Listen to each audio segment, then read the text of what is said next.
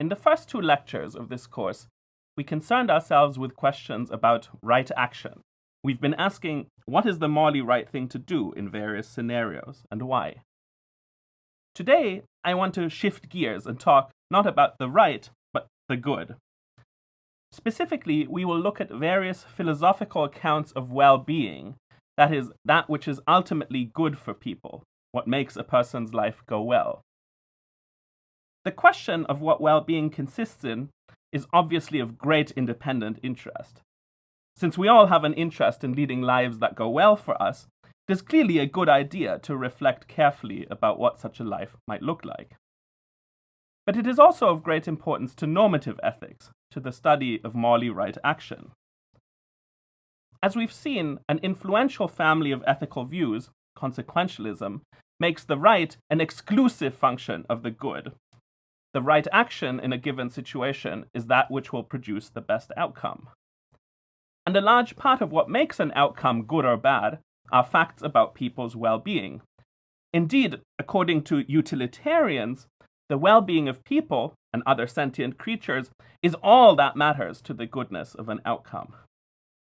So our normative ethical theory will not be complete until we've thought more carefully about well-being. That's what we want to do today. Let me begin with a few remarks on the concept of well-being itself. When we philosophers use the term well-being, what we mean is that which is non-instrumentally or ultimately good for a person, that which makes their life go well for them. Now, there's a technical term in this definition, namely that of non-instrumental goodness. Let's clarify what we mean by that. What is non-instrumentally good for a person is contrasted with that which is only instrumentally good or valuable. As the name suggests, things that are instrumentally good are good as instruments or as means to some end. They help you achieve the ends you have. An example is money. Given the way our society is organized, money can help us achieve our ends. With money, for example, we can pay to satisfy our basic needs for food and shelter, and to purchase various other things we desire. So money is instrumentally valuable for us because it helps us achieve our ends of feeding and housing ourselves and acquiring some of the other things we want. By contrast, most of us believe that it would be a mistake to regard money as valuable in itself. The mere fact of having a lot of money in your bank account, after all, will not by itself make your life go any better. Money is only as valuable as the things we do with it. It is valuable as a means to an end, not as an end in itself. On the other hand, there are some things that we do think are good for us in a non-instrumental or ultimate sense, that is, good for us in themselves. A relatively uncontroversial example is pleasure. It is good for us to experience pleasure, we think, not as a means to some further end, but because pleasure is one of the things that ultimately makes a person's life worthwhile. So, what we're trying to do in developing a theory of well-being is to arrive at a fleshed-out account of what is non-instrumentally good for a person and why. We want to know, what makes a person's life go well? What does well-being consist in? The value of well-being for a person is often referred to as prudential value. Prudential value can be contrasted with other kinds of value, for example, aesthetic or moral value. The beauty of a Rembrandt painting, for instance, is a kind of goodness. But it is not good for the painting that it is beautiful. A painting is not a subject of well-being. What we're talking about when we praise the beauty, say, of Rembrandt's Night Watch, is not prudential but aesthetic value. Likewise, sacrificing my life to save others may have high moral value, but it's at least debatable whether doing what is morally good in these circumstances is also what is best for me. So there's at least a conceptual distinction to be made between moral and prudential value. It is common to distinguish three broad families of theories about well-being. The terms I'm using follow the text by Derek Parfit, which was the first of the assigned readings for today. According to so-called hedonistic theories, well-being consists ultimately in happiness, and what would be best for someone is what makes them happiest. According to so-called desire fulfillment theories, well-being consists in desire satisfaction, and what would be best for someone is what best fulfills their desires. Finally, according to so-called objective list theories, what would be best for someone are the items on some objective list. The list might contain, for example, pleasure, moral goodness, rational activity, the development of your abilities, having children and being a good parent to them, knowledge, and the experience of true beauty. These things are good for you, it is claimed, whether or not they also make you happy, and whether or not they are what you desire. Let us look at these three families of views in turn and examine their strengths and weaknesses. Consider first hedonism. Hedonism, we said, posits that well-being consists simply in happiness. According to classical utilitarianism, happiness has been understood as having a positive balance of pleasure over pain. The greater this net balance, the happier the person. Jeremy Bentham, the father of modern utilitarianism, whom we encountered in our first lecture, writes in his Introduction to the Principles of Morals and Legislation, quote, "Nature has placed mankind under the governance of two sovereign masters, pain and pleasure. It is for them alone to point out what we ought to do." End quote. So, according to hedonism, well-being is essentially experiential. It is a matter of having good or bad mental states. For the hedonist, nothing can be good or bad for a person unless she is consciously aware of it. And what is good or bad for her is the experience or mental state itself. Supporters of hedonism have appealed to some fairly simple arguments in support of their view. To the question, why think that pleasure is good for people, John Stuart Mill gives roughly the following answer in his book, Utilitarianism.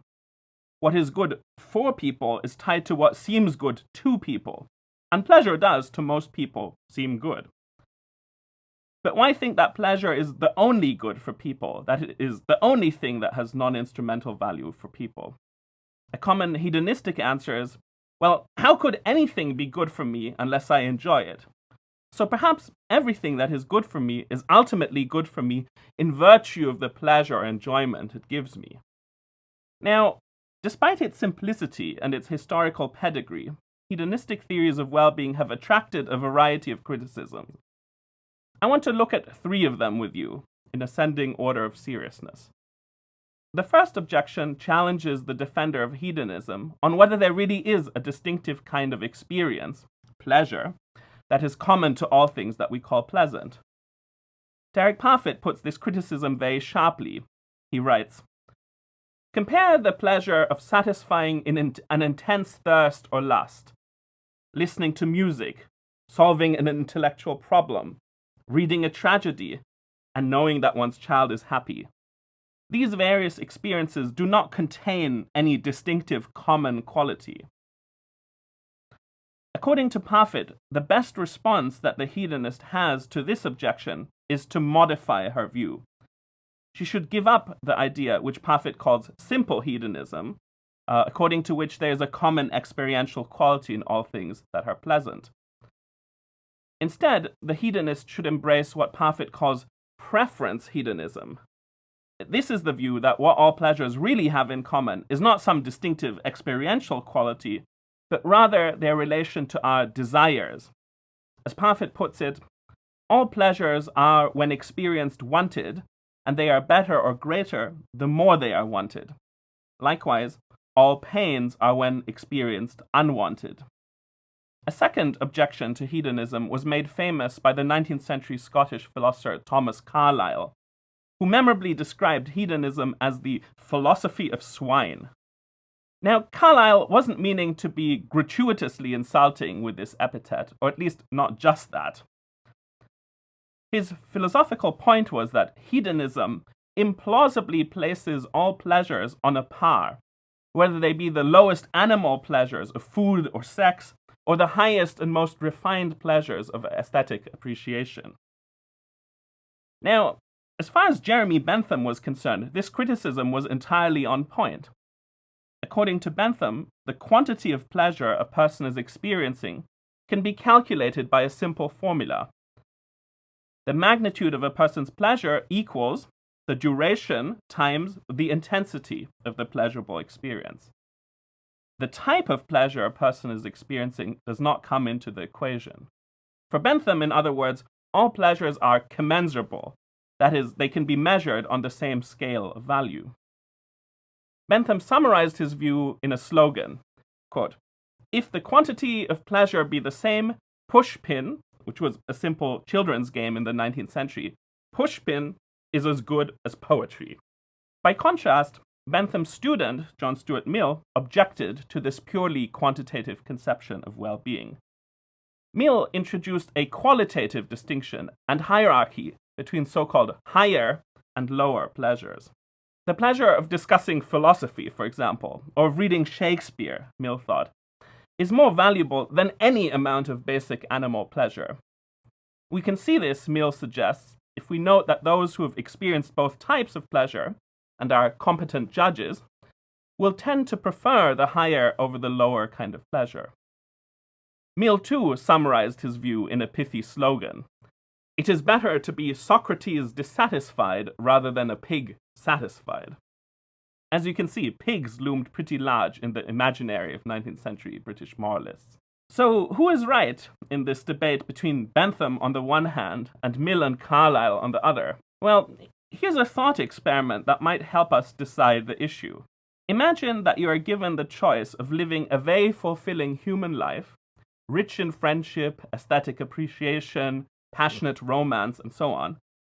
Or you could have the life of a barely sentient oyster, which experiences some very low-level sensory pleasure. But here's the catch. If you pick the human life, your life will last 80 years. By contrast, if you pick the life of the oyster, your life can go on for as long as you like, millions, even billions of years if you want. Which of these two lives should you pick? Well, if Bentham is right, shouldn't you go with the latter option?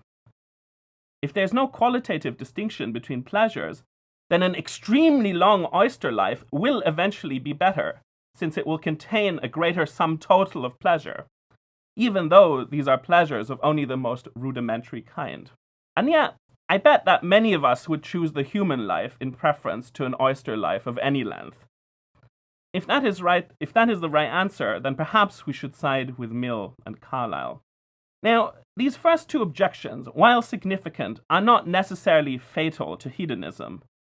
They call perhaps for refinements to the view, not for its wholesale abandonment. By contrast, the third objection, which we'll now look at, strikes right at the heart of hedonism. It challenges its central assumption, namely that well-being and ill-being are essentially a matter of good or bad experiences or mental states. We'll consider two cases which call this into doubt. Let's call the first case the cheating spouse. Imagine that you think you have a happy marriage with a loyal, committed partner. As you look lovingly into their eyes on your 30th wedding anniversary, you think to yourself that one of the greatest achievements of your couple is that you've never, over the long period of your relationship, been unfaithful to one another.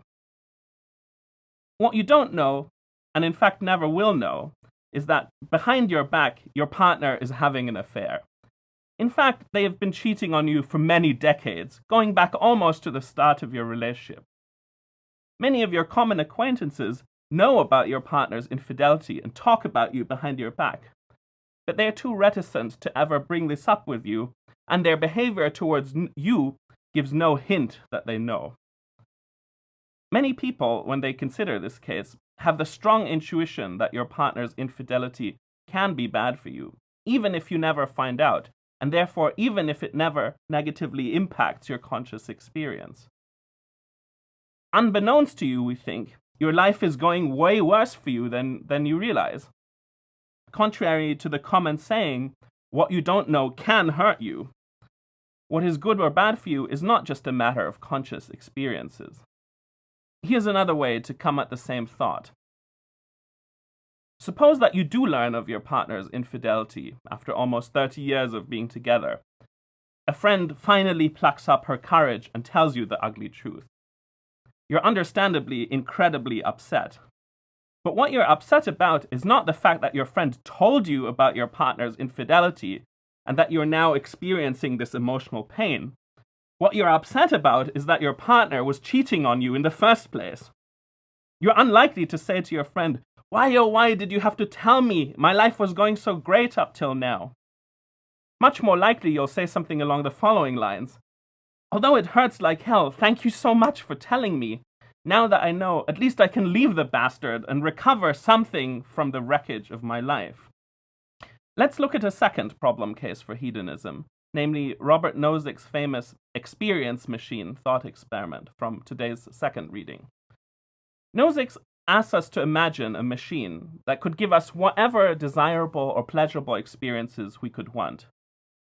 Neuroscientists have figured out a way to stimulate a person's brain to induce pleasurable experiences that the subject could not distinguish from those he would have had apart from the machine. Nozick then asks, if given the choice, would we prefer the machine to real life, supposing that we could have greater amounts of pleasurable experience by plugging into the machine?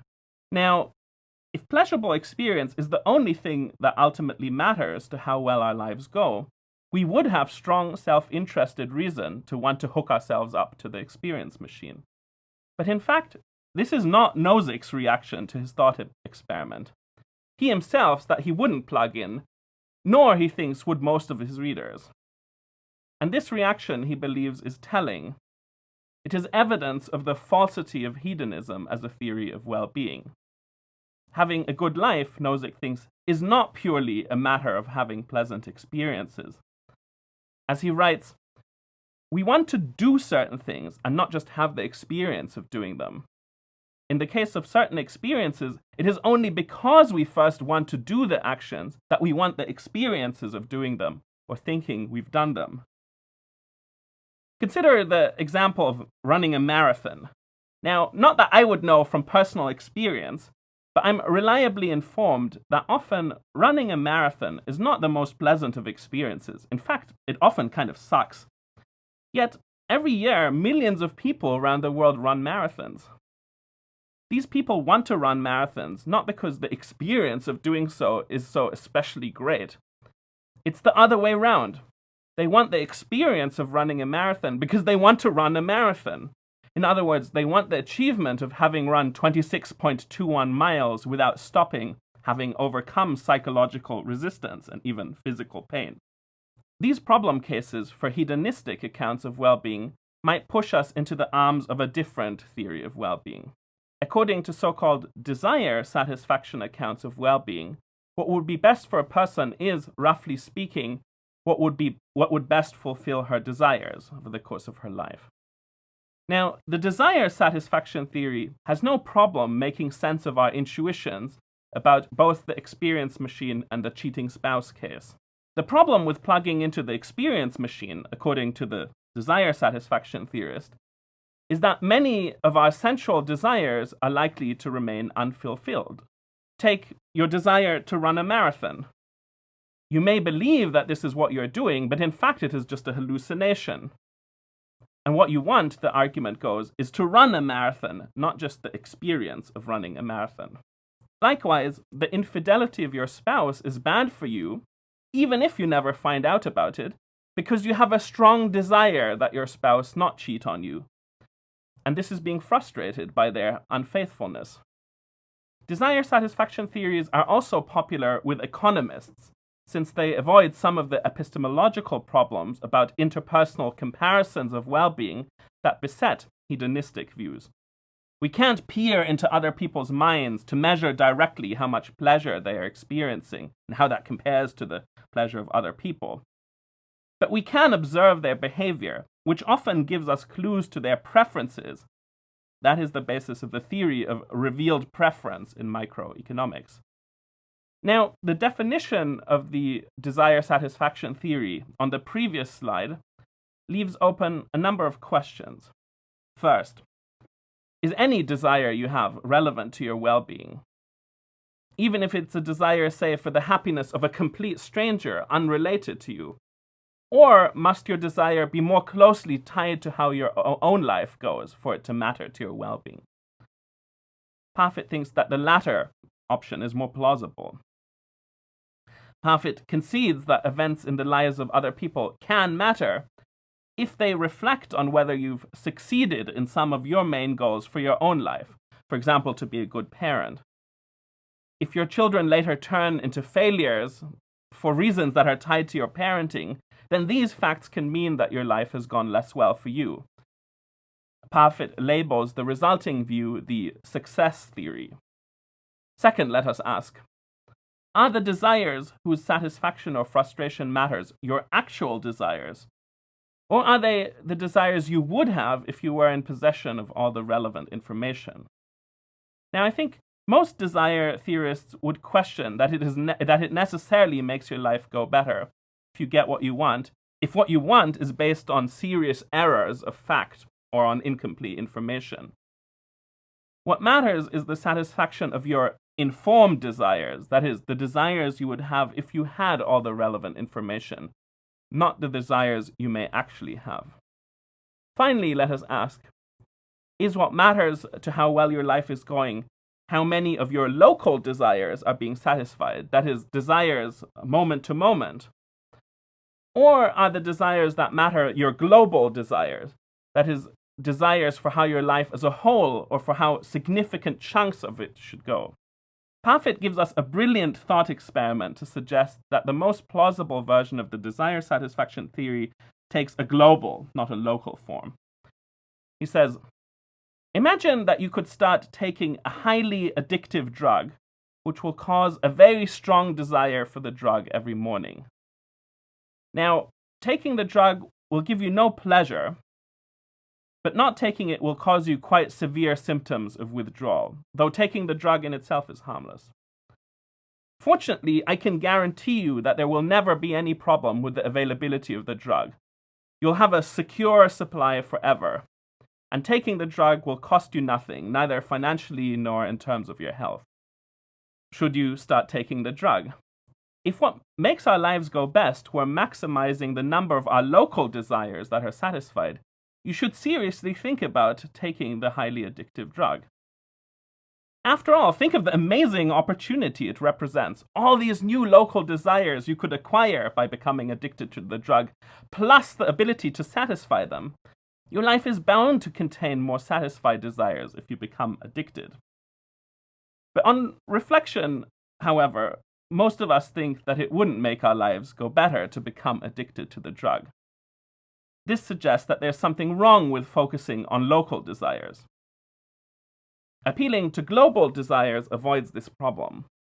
Although becoming addicted to the plentiful drug allows you to have and satisfy many local desires, it is not what you globally desire. Most of us don't want to become addicts, even to a harmless drug. If satisfying your global, not your local desires is what matters, becoming addicted to the drug, therefore, is not better for you. And this, I think, is the intuitively correct result. Desire satisfaction theories of well-being have a number of implications that are worth making explicit because they are philosophically fascinating. First, as we've already noted, because desire satisfaction need not be experienced, this implies that you can be made better or worse off by events that you never experience.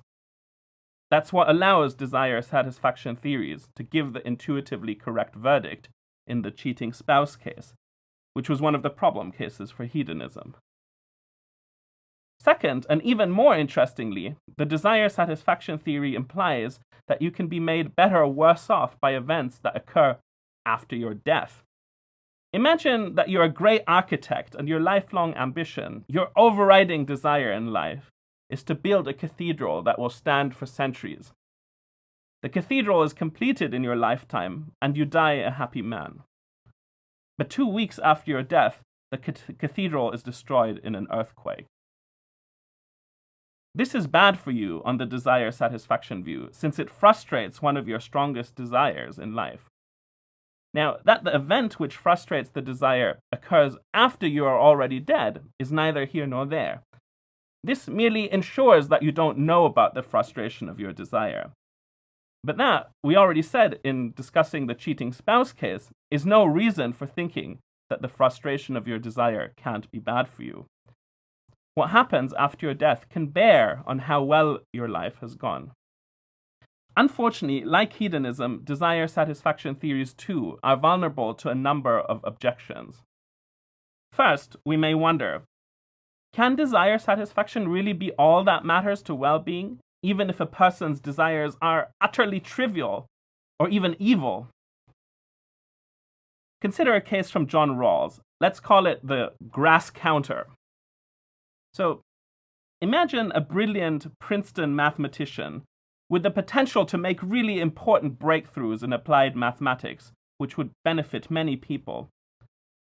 But instead, the mathematician develops an overriding desire to count the blades of grass in front of Nassau Hall. Every day he wants to know, is the number of blades of grass on the lawn in front of Nassau Hall odd or even today? So this is how he spends his days, not doing mathematics, but counting the blades of grass. Of course, you have to imagine that this is a mathematician who already has tenure. Now, if by the end of the day he has answered his question, he is content. And let's imagine that he gets really good at this, so that on most days he does satisfy his desire to know whether the number of blades of grass in front of Nassau Hall is odd or even. I think that our reaction to hearing this case is not, what a good life this man is having. Every day he is managing to satisfy his strongest desire, namely to count the blades of grass in front of Nassau Hall. Rather, I think we're inclined to think, what a terrible waste. This man is throwing his life away. This is not a good life to lead. What he desires is utterly trivial and without value. The problem only becomes more acute if the desires in question are not just worthless, but actually evil. Imagine a sadist who has a strong desire to inflict suffering on innocent strangers. And over the course of his long life, he manages to satisfy this desire on many occasions, always remaining undetected. Despite having satisfied many of his strongest desires, I think we may wonder whether this man has really lived a good life, even in purely self-interested terms. So that's the first problem for desire satisfaction theories. A second problem for desire satisfaction theories arises from what welfare economists call the problem of adaptive preferences. The philosophers Amartya Sen and Martha Nussbaum have also done really important work on this. People often adapt their preferences and desires in light of what they consider feasible. Here's an example. Imagine a woman living in the US in the 19th century. At the outset of her life, the woman has a strong desire for higher education and for active political participation. But her desires for these things are frustrated by the oppressive social conditions in which she lives.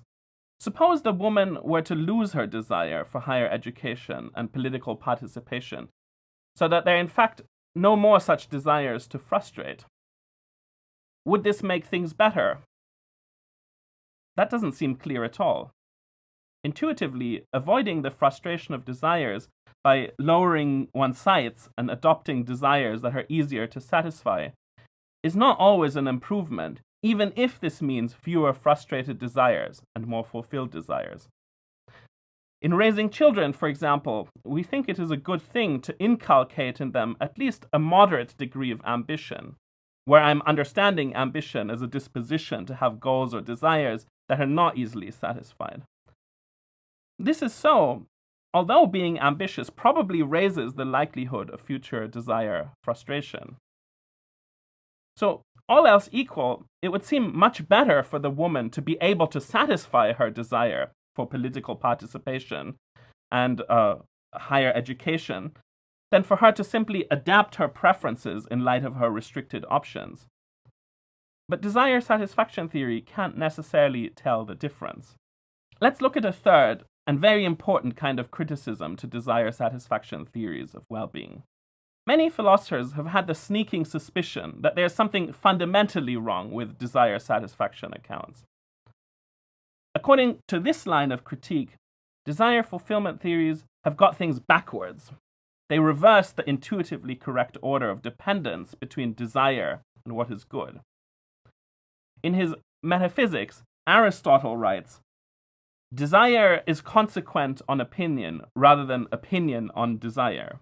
Now, what Aristotle means by this somewhat cryptic remark is that in many cases, it seems that we desire certain things, such as writing a great novel, because we think those things are independently good. We do not think that they are good because they will satisfy our desire for them. Now, this criticism of desire satisfaction theories is a nice transition to talking about our third and final theory of well-being, namely so-called objective list theories. According to the objective list theorist, a person's life goes well to the degree that it contains items from an objective list, which may include things like pleasure, moral goodness, rational activity in the development of one's abilities, having children and being a good parent, knowledge, and the awareness of aesthetic beauty. These things are good for a person, it is claimed, whether or not she desires them, and whether or not they make her happy, because they are valuable in themselves. Whereas hedonism and the desire satisfaction theory give an account of self-interest which is purely descriptive and does not appeal to facts about value, the objective list theory appeals directly to what it claims to be facts about value. Now, here's a little exercise for you to do at home. Why don't you take about 10 minutes and think for yourself about whether or not the objective list theory can support the intuitively correct verdict in a number of the cases we've examined today, and which we saw troubled either the hedonistic or the desire satisfaction theories of well-being. Specifically, I want you to ask yourself, how would a proponent of the objective list theory reason about A, Nozick's experience machine case, B, Rawls's grass counter, C, Parfit's case of the undetected sadist, and D, the problem of adaptive preferences discussed by welfare economists? I'll see you on the other side.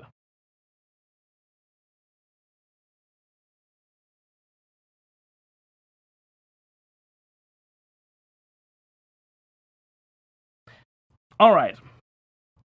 We've spoken a little about the attractions of the objective list theory. But of course, no philosophical theory is without its detractors, and so I want to end today's lecture by briefly talking about two possible lines of opposition to objective list theories.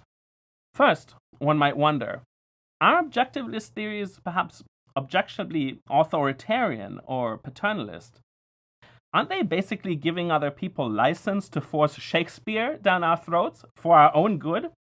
Whether or not this is what we want, and whether or not it gives us any pleasure.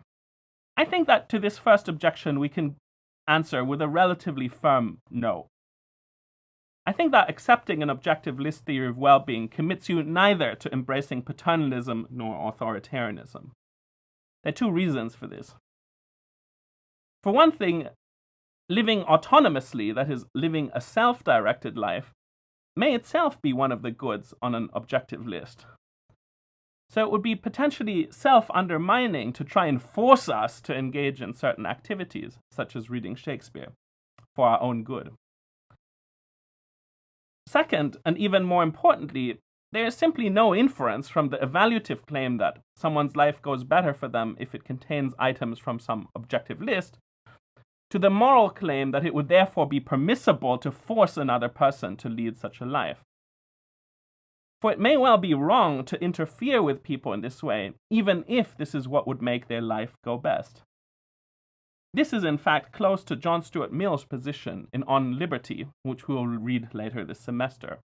Okay, let's consider a second line of objection. Since objective list theories hold that certain things are good for people independently of their preferences, it might be alleged that such views are elitist. Perhaps such views don't give other people license to force us to engage in certain valuable activities for our own good. Still, isn't the view itself telling us to read poetry rather than play pushpin, whether or not that is what we actually want to do or enjoy? And isn't that pretty elitist? I think that this is a more interesting objection. One possible response to this objection, which Parfit proposes in his text, is to adopt a hybrid view, which combines the objective list theory with preference hedonism. Such a view might hold that, although goods like rational activity or aesthetic contemplation can't be reduced to giving people good experiences, such things may in fact only be good for people when they do in fact bring pleasure. But likewise, for the experience of pleasure to have any value, it must be pleasure with a worthy object. As Parfit writes, on this hybrid view, each side in this disagreement saw only half of the truth. Each put forward as sufficient something that was only necessary. Pleasure, with many kinds of object, has no value. And if they are entirely devoid of pleasure, there is no value in knowledge, rational activity, love, or the awareness of beauty. What is of value, or is good for someone, is to have both, to be engaged in these activities, and to be strongly wanting to be so engaged. All right, our lecture is almost at an end, but before we go, there's one last and very important thing on my agenda, and that is to thank Michael Masny, one of our preceptors. Michael is not just an excellent philosopher, but also a technological whiz. The truth is that if you've enjoyed the production values of these lectures so far, that is largely Michael's doing. He not only set up a recording studio for me in the department from where I'm recording these lectures, he also helps me to edit them after the fact. So I would like you all watching at home around the world to stand up and give him a round of applause. Now, Michael won't be able to experience your applause, but we've learned today that this doesn't mean that your appreciation of his work can't nevertheless make his life go better. Take a bow, Michael. Well, that's it for today, folks. I look forward to seeing you next time.